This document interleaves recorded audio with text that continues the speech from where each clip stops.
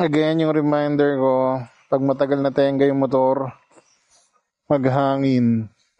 So since may biyahe tayo mamaya, might as well, kargahan na natin. 1, 2. 1, 2, 3, 4, 5. Hindi, ito kasi, kakababa lang ng 2 bars. So, I do 4.5 liters. Safe.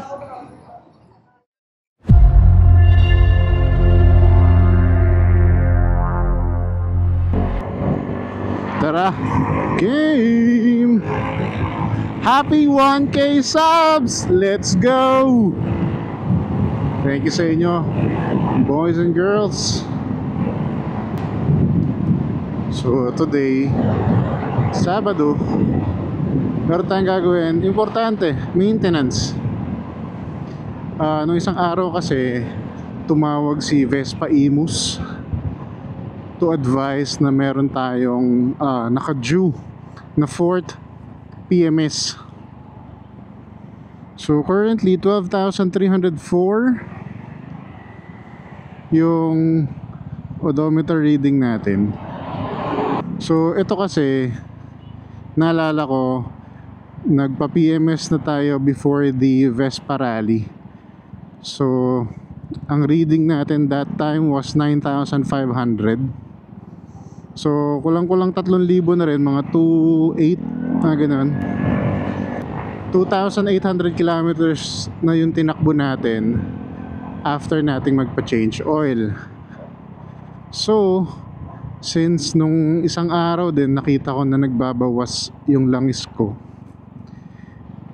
imbis ka ako na bumili ako ng langis worth 600 pesos,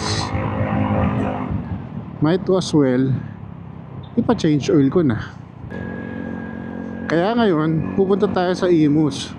So tinawagan ulit natin sila, and 15th and 16th month naman is valid pa yung voucher or yung coupon na binibigay nila kapag bumili ka sa Vespa, no? So ma-avail pa rin natin yon. Meron pa rin tayo makukuhang discount. Kung hindi ako nagkakamali, labor na lang yung babayaran natin. And earlier din kasi nung pagtanong ko kung magiging valid pa nga yung voucher, nabanggit na yes, pwede. And sa 4th PMS din daw kailangan ng regreasing. Nakalimutan ko, T-post ba? T-post regreasing yata. So yun yung titingnan natin ngayon, and alamin natin kung magkano yung magiging total niya. So para may idea kayo kung magkano ang 4th PMS sa kasa or sa dealer. So since Vespa Imus yung pinakamalapit sa atin, doon na rin natin dalhin.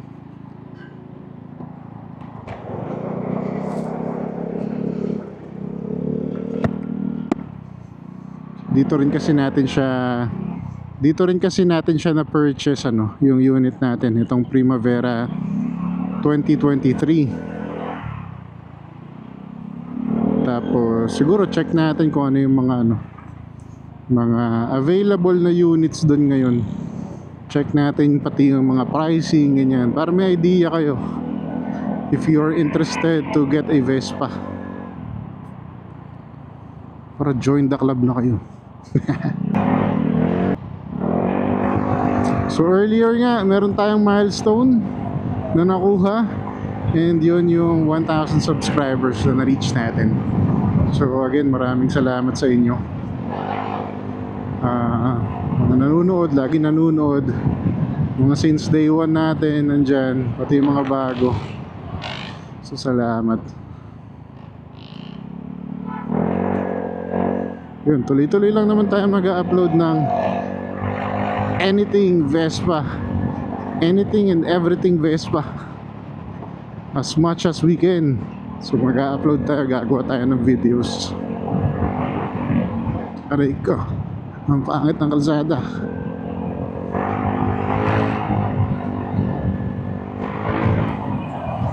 So ngayon din, nagtatry tayo ng bagong settings sa DJI Action 4 kasi medyo pag napansin ko na nung mga nakaraan kapag sa TV nanonood is medyo overexposed. So yun yung gusto kong makorek ngayon with this video sana, para mas maganda yung viewing experience nyo. Kasi sa mobile okay naman siya, yun lang tricky. Yun lang kapag yun nga sa TV mo ipe-play yung video, which is nakita ko sa analytics medyo malaki rin pala yung viewers natin na watching sa TV. So yun, try natin with this video, sana maayos natin. Na-miss ko yung ingay ng motor tsaka yung takbo niya kasi di ba previously nagamit natin yung Vespa Sprintec. So sobrang tahimik nun, medyo ano siya, since stock is medyo nanibago ako sa takbo. Ito, balik tayo sa Vespa Primavera. Let's go. So meron din pala tayong video nung third PMS naman sa casa rin, para may idea kayo kung magtatanong kayo sa mga shops, lalo especially kung may mga voucher kayo, kasi nga dito makakatipid ka talaga sa tingin ko. Sa mga shops aabutin ka, kung hindi ako nagkakamali, mga 2,500, 1,500 to 2,500, mga ganon, depende yan sa shop. So paiba-iba rin yan ng rate, of course. And yun nga, ang sinasabi ko, as much as possible, kung meron kang voucher, ikasa mo na, diba? Basta make sure pasok siya sa timeline nung validity ng voucher. Ayun na, Vespa Emus. Let's go. Uy, may Vespa Sprintec. Daming units ngayon. Aray ko. Hi, good afternoon. Ano brother, Fort PMS.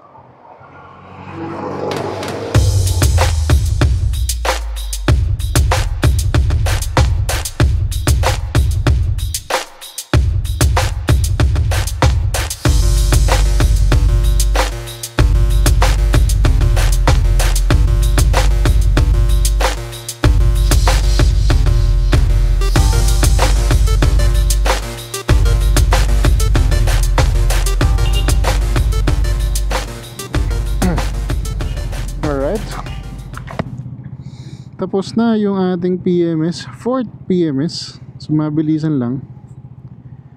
Inabot tayo ng 2,290. Tama ba? Ito, i-flash ko. Sa fourth PMS daw kasi required yung regreasing ng steering column. So medyo may konting adjustment, or konting improvement dun sa bago ko dalhin kanina. So okay naman siya ngayon. Buti na lang yung ball race naman daw is kailangan lang kapag ka ito is hindi na siya smooth. So pag hindi na smooth yan, ball race.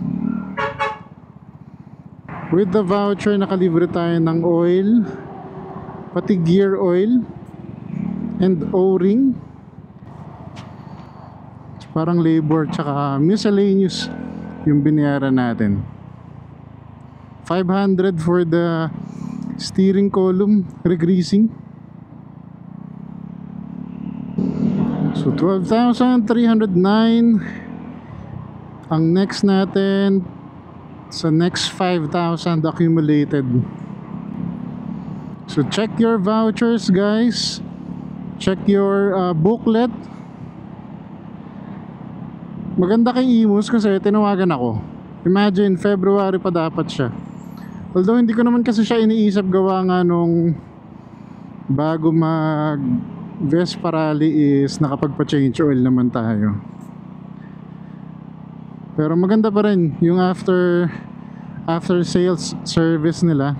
Kasi imagine mo, tatawagan ka nila to remind you kung nakadue ka for any PMS, ganyan. So hanggang 5 yung voucher nila na pwede mong magamit. Also, nakita natin earlier yung mga available units nila. So meron dong mga GTV, S125, Sprint, and Primavera. So check nyo, ilalagay natin dito pati yung presyo nya. Yung 125 na saan yun? 160,000, 210 hanggang 220 yung Prima, tapos 230 hanggang 240 yung Sprint. Tapos yung bago, yun kanina meron tayong ano doon, itim na Vespa Sprint Tech 150. So sabi available yon. Kung interesado ka, takbo ka na or tawag ka na sa kanila. GTS, meron silang black na GTS doon. So maraming units. Naalala ko nung mga around 2020 nung unang tumitingin ako, ang haba ng pila. Nung nagtatanong ako that time, I was interested sa white or sa relax green pa noon. Parang pag nagpunta ka ng kasa, pipila ka, mahina, pang 20 ka sa pila. So ngayon, good thing is marami nang available. So go ahead and visit lang yung Vespa Imus Cavite. Sa PMS, ang maganda, meron din silang pads checking. So sa pads nila, parang yun yung pan-check sa ECU kung meron ba mga problem, ganyan. And good thing, wala namang ano na monitor na sira or what, or problema. Yung nag-comment sa akin kahapon, sabi niya malapit na niya makuha yung Vespa niya sa Imus. Nakita ko yung unit mo, brother, nandun yung blue. Sana ma-pick up mo na. Inaabangan ka na dun. Shoutout din pala sa Vespa Monday group. So na-add tayo recently dun. Shoutout sa inyo, boys and girls. Tsaka pala, may kami nanonood sa inyo from 2018 units na nakuha sa Vespa Green Hills. Meron silang post, I think kahapon yun, na yung mga plaka nyo pwede nyo na makuha. So available na yan. Go ahead and contact Vespa Green Hills para makuha nyo na yan. So paano? Yun lang muna for this one. Mabilisan lang. Maraming salamat sa inyong time. Maraming salamat sa panonood. And syempre, kung di ka pa nakasubscribe, pindutin mo na yung subscribe button dyan, brother. Until the next one, baboosh!